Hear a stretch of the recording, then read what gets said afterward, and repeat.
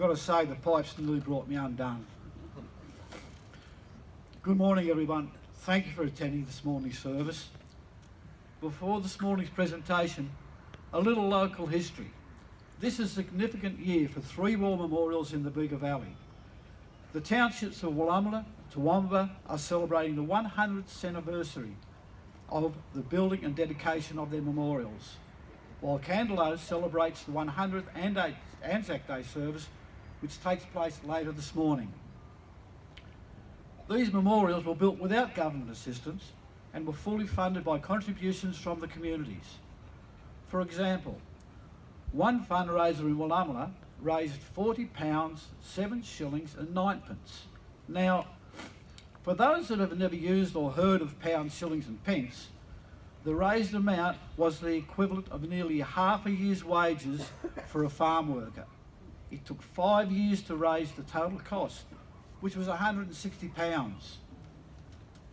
Now, included in the items donated for sale were a few pigs, a pair of ferrets, a pair of fowls, eggs, sewing and cooking, and 8 bags of corn, as well as monetary donations. Even those who had very little had given what they could. Like all communities, the responsibility to acknowledge the sacrifice of service personnel was taken very seriously, with the intention of preserving the names of those who had served. Now, after last year's service, I was approached by a stranger who thanked me for the presentation. During the conversation, I was asked what my ties to the military were. I replied, my only ties were having a grandfather who served and was wounded in Gallipoli and also re-enlisted for World War II. His 2 brothers both served in the same Gallipoli campaign, and my father, who served in New Guinea. I explained that some years ago I was asked to read a poem on Anzac Day for the dawn service, and that's how it was. Nothing complicated, no selection criteria, just, here Mick, would you read this presentation please? It's something I've continued to do ever since.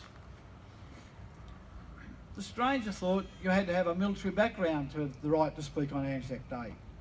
We continued to chat, spoke about the special feeling that it is, standing by the ocean, under the pines, watching the sunrise over the ocean, and on the ground that men had marched to the Tathra wharf to go to war, many of whom who did not return.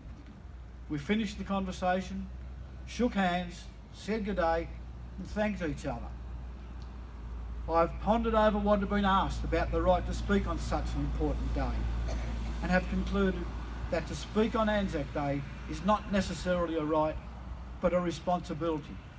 No different than the responsibility shown by everybody here today to attend the service and remember that the life we enjoy now was won at a cost. Today, we commemorate the sacrifices of military personnel, particularly those who fought and died in the Gallipoli campaign in 1915, as well as those who served in subsequent conflicts.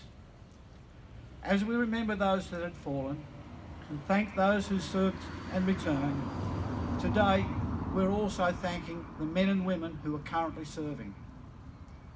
By attending this morning, we come to this memorial to honour the fallen.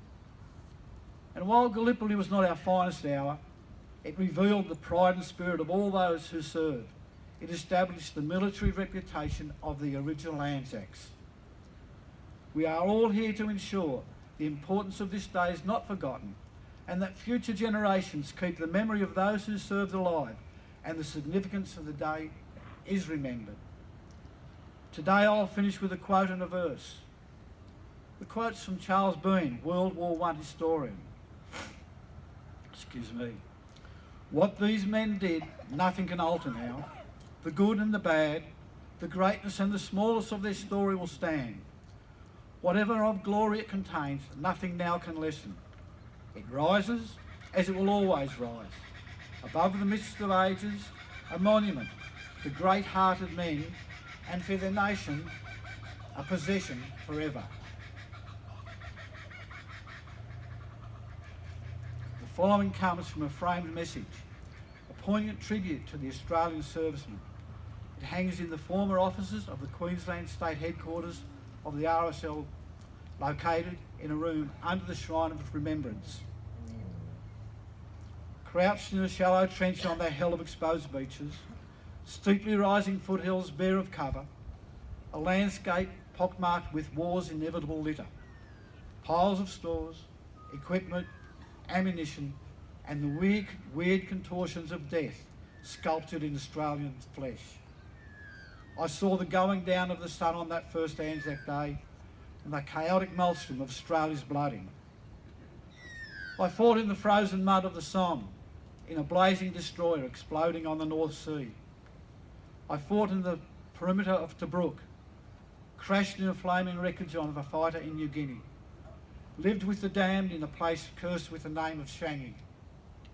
I was your mate, the kid across the street, the med, the student at graduation, the mechanic at the corner store, the baker who brought you bread, the gardener who cut your lawn, the clerk who sent you the phone bill. I was an army private, a naval commander, an Air Force bombardier. No man knows me, no name marks my tomb, for I am every Australian serviceman. I am the unknown soldier. I died for a cause I held just in service of my land, that you and yours may say in freedom, I am proud to be an Australian. Thank you everyone who attended this morning, especially those who brought their children along, for they are the future, and they will be the carriers of the torch that was thrown to us to hold. To our New Zealand brothers in arms, I say, tēnā koe, or ngā mihi nui, thank you. Thank you very much for your support. For without the letters NZ, there are no Anzacs. Stay safe and keep the spirit alive. Thank you, ladies and gentlemen.